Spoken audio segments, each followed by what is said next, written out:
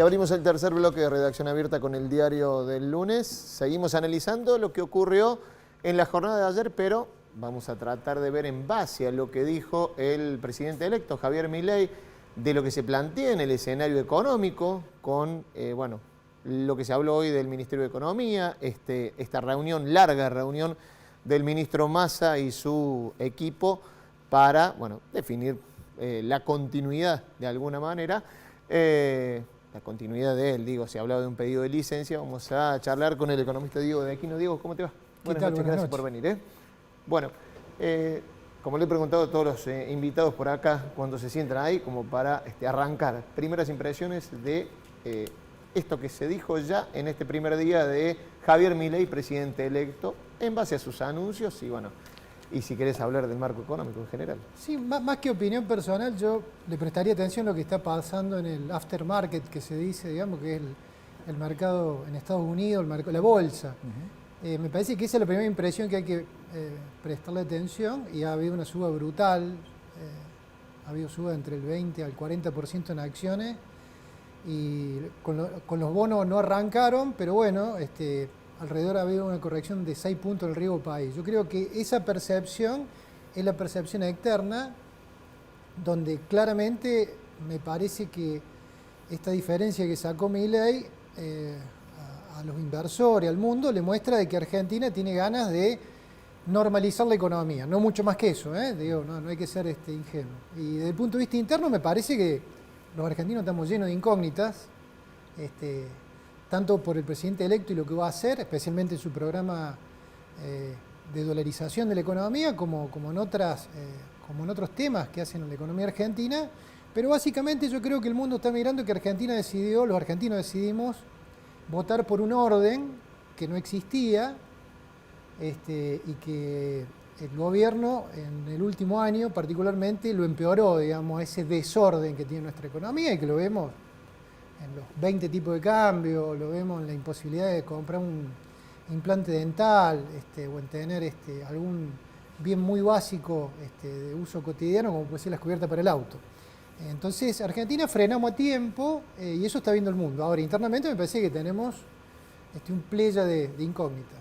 ¿Te parecería que también lo que vio el mundo con la suba manifiesta en acciones es el fin también del modelo kirchnerista, ¿no? Es un poco, parecería que se traduce, ¿no? la suba de acciones.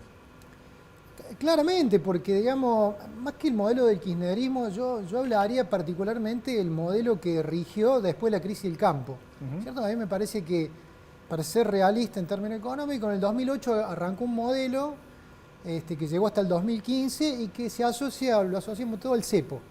Claro. Y tenemos una versión extrema del cepo. Recordemos cuando Macri asumió en el 2015, más o menos el cepo, la diferencia entre los tipos de cambio estaba en el orden del 40%. Hoy, digamos, pónganle el número que quieran, podemos tener brecha del 200% o más. ¿Vos decís que lo conveniente sería confluir en un dólar único, digamos, para evitar toda esa dispersión y esas brechas enormes que existen? Sin duda que la economía, para que funcione, y parte del orden es tener precios relativos. Los precios relativos es lo que vale una cosa en relación a la otra. Dentro de los precios relativos hay algunos que son más intensos que otros. El precio del dólar es claramente uno de esos precios, otros son las tarifas, que incluyen los combustibles, otros los salarios. Sin duda tenemos que tener referencias claras, y la manera de tenerlo será en algún momento teniendo un tipo de cambio único. Yo dudo de que lo puedan instrumentar de forma rápida, como pasó en el 2015, que allí sí hubo una rápida salida del cepo, porque bueno, la diferencia era 40%, la condición de acceso en ese momento, especialmente en materia de deuda interna, no era la actual, había otro problema que era dólar futuro.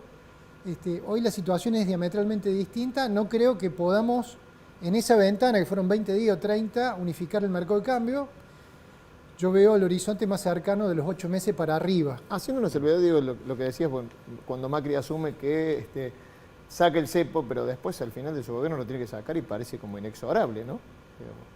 Lo tiene que restablecer. Lo tiene que restablecer, ¿no? Sí, bueno, ahí hubo una decisión de él como presidente y sus equipos, digamos.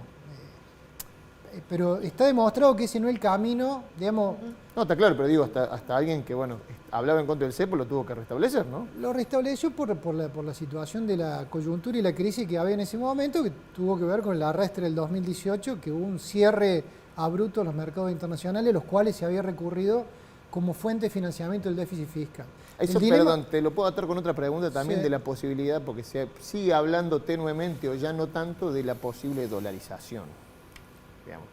¿Es factible? No, digamos, está en los anuncios, no sé si ya se vuelve a hablar La de eso. dolarización es factible. Ahora, el tema es el costo que vamos a pagar para llevarla a cabo y en qué tiempo y con qué alcance. Diego, ¿cómo hay que interpretar esa frase de Javier Milei en el discurso de anoche, que no hay espacio para el gradualismo?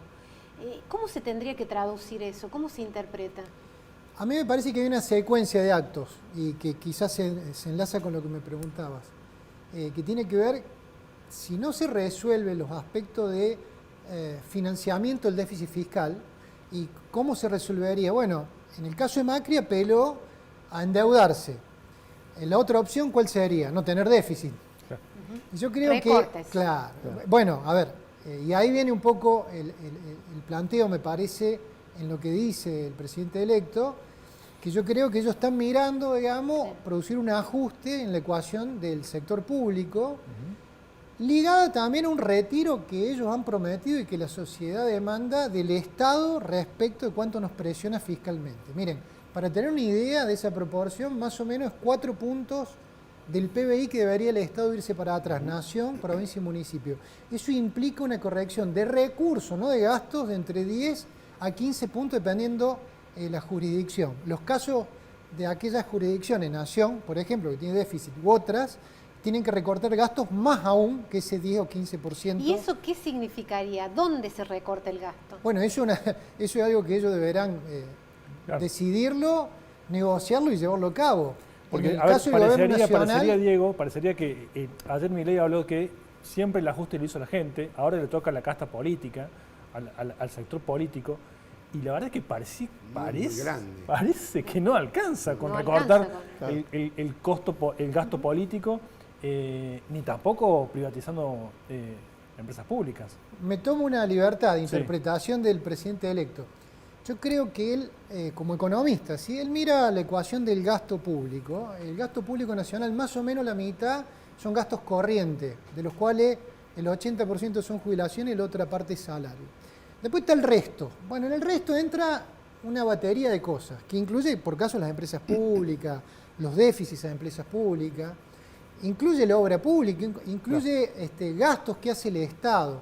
Cuando él menciona la casta, no está, me parece, solamente hablando de los profesionales de política que están asalariados en función de su la función. secretaría, de la subsecretaría del No está hablando solamente de eso, sino que está hablando de un concierto de intereses corporativos que existen dentro del mundo empresario y que viven fundamentalmente de venderle a esa mitad de la ecuación que es ese 50%. Entonces, a mí me parece que estoy haciendo una interpretación libre. Cuando él dice de la casta, él está metiendo a todos en esa bolsa. Y de hecho creo que en la última parte de la campaña se notó, porque vimos, ¿cierto?, un corrimiento progresivo de las cámaras empresarias claramente apoyando al otro candidato, inclusive a Viva Voz.